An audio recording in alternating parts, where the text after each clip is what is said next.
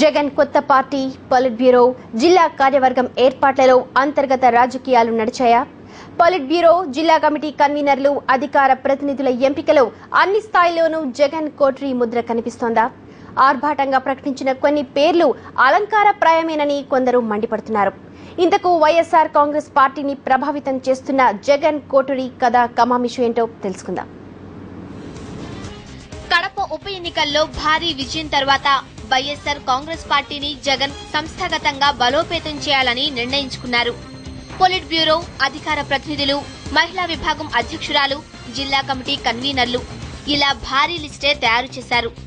ఇంతకు ఈ కసరత్తు అంతా పూర్తి చేసి పెద్ద లిస్టు ఎవరు తయారు చేశారన్న ప్రశ్న ఇప్పుడు అందరిలోనూ మెదులుతోంది.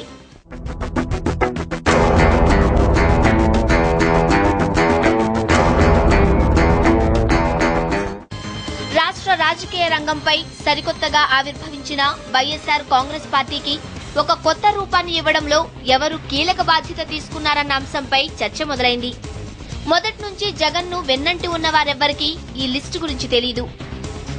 జాబితాలో పేర్లున్న జూపూడి, వాసిరెడ్డి పద్మ, రెహమాన్లకు అసలు లిస్టులో ఉన్న పేర్లు అరగంట ముందు వరకు తెలీదు. వీళ్లే కాదు, పార్టీ కోసం పనిచేసిన వాళ్లెవ్వరినీ ఈ లిస్టు తయారు చేసే ముందు సంప్రదించలేదు. మరెవరు తయారు చేశారన్న ప్రశ్న ఇప్పుడు అందరిలోనూ ఉదయిస్తోంది.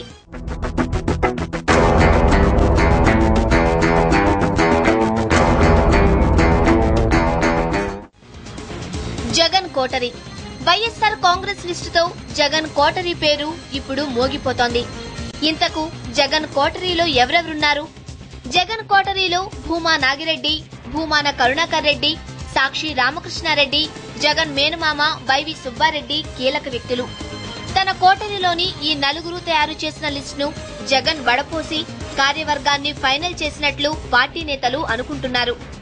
ఏకపక్షంగా జరిగిన జాబితా తయారీని జగన్ పార్టీ నేతలు ఇంకా జీర్ణించుకోలేకపోతున్నారు. జగన్ కూడా తన పార్టీలో అంగబలం, అర్ధబలం ఉన్నవారికే పెద్దపీట వేశారన్న ఆరోపణలు వినిపిస్తున్నాయి.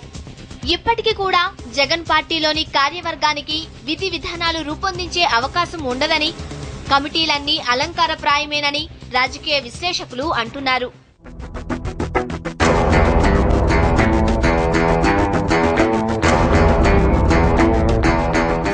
కమిటీలోని పేర్లు ఖరారు చేసే ముందు పొలిట్ బ్యూరోకు అధికార ప్రతినిధులుగా ఎన్నికైన వారిలో ఏ ఒక్కరి అభిప్రాయాన్ని అడగలేదని, దీంతో జగన్ వర్గంలో కొంత అసంతృప్తి కనిపిస్తున్న మాట వాస్తవమేనని పార్టీ నేతలు చెప్తున్నారు.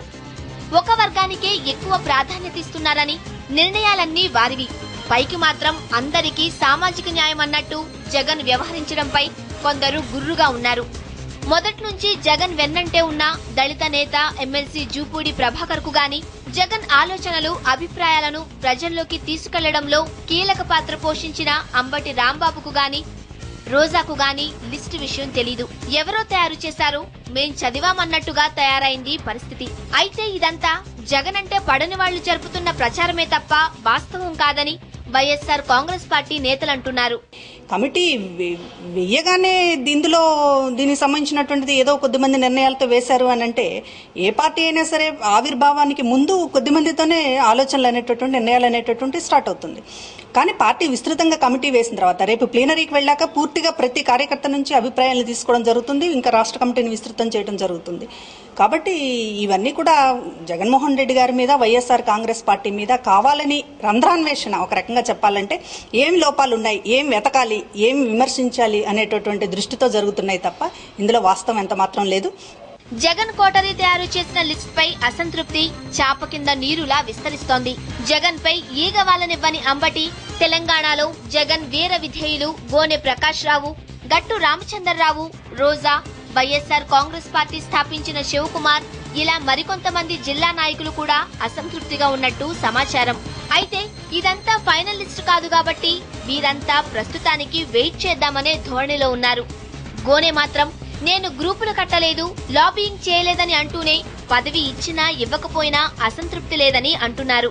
ఎవరితో అసంతృప్తి లేదు, గ్రూపులు లేవు, ఎవరితో గుసగుసలు ఇవన్నీ నాతోటి నడవై, ఈ సైకో ఫ్యాన్సీ లేదు, జై కొట్టించుకున్న ఒకళ్ళు కారు డోర్ తీయాలి, ఈ పదవి ఇస్తే నాకు ఇంకా పెద్దది ఏనుండే. ఈ రోజు మాకు ఒకటే ధ్యేయమండి, జగన్మోహన్ రెడ్డి గారు ఏదైతుందో ముఖ్యమంత్రి కావాలా. జగన్ తనను నమ్ముకున్న వారికి మొండి చేయి ఇచ్చారని, ఆయన ప్రకటించిన కమిటీ వల్ల ఎటువంటి ప్రయోజనం ఉండదని కాంగ్రెస్ నేతలు కూడా పెదవి విరుస్తున్నారు. గోనే మా బామ్మాడిది అనుకో, నాకు ఉంటుంది బామ్మాడిది తర్వాత గోనే లేనే లేదు అంటున్నా, గోనే లేనే లేదు, గోసి పీకేసినట్టు బిగ్ పారేసాడు ఆయన పాపం. తర్వాత గోనే సంచి అంటాం కదా తెలంగాణలో, ఆ విధంగా గట్టు మీద పెట్టిండు. తర్వాత అంబటి అంటే అంబలి దాకా కూడా కూర్చోమని చెప్పిండు. ఇక అంబలి దాగు, గట్టు మీద కూసో, గోనె సంచి కట్టుకో, ఉండు ఇది మాస్టర్ వాయిస్. ఎంత మేము గట్ట తమ్ముతారు, గోనె గంజి కట్టుకో, గట్టి మీద కూసో. చాలా పార్టీల్లో పాలక పార్టీలో ఉంది. ఇప్పుడు ప్రధాన పార్టీలుగా కాంగ్రెస్, తెలుగుదేశం ఉంటే దాదాపు వాటికి సమాంతరంగా వాటికి ప్రధాన ప్రత్యర్థిగా వస్తున్న జగన్ పార్టీ అంతకంటే భిన్నంగా ఉంటుందని మనం ఏమి ఆశించగలిగింది ఏం లేదు. అంగబలం, అర్ధబలం పుష్కలంగా ఉన్నవాళ్ళు, రేపు అధికారంలోకి రావడానికి అండగా నిలవగలిగిన వాళ్ళు, వాళ్లకు చోటు కలగడం అనేది పెద్ద ఆశ్చర్యకరం కాదు. వాళ్ళ మీద ఆధారపడడం జరుగుతుంది. అసంతృప్తుల విషయం పక్కన పెడితే జగన్ కోటరీనే భవిష్యత్తులో సమస్యగా మారే అవకాశం కనిపిస్తోందని పరిశీలకులు అంటున్నారు. పార్టీలో తీసుకునే నిర్ణయాలైనా తమతో చర్చించకపోతే పార్టీ ఇబ్బందుల్లో పడే ప్రమాదముందని మరికొందరు హెచ్చరిస్తున్నారు. ruchulu.com Making of Andhra recipes. Recipe videos in Telugu for all varieties of veg, non-veg, baking snacks and desserts. Please visit ruchulu.com.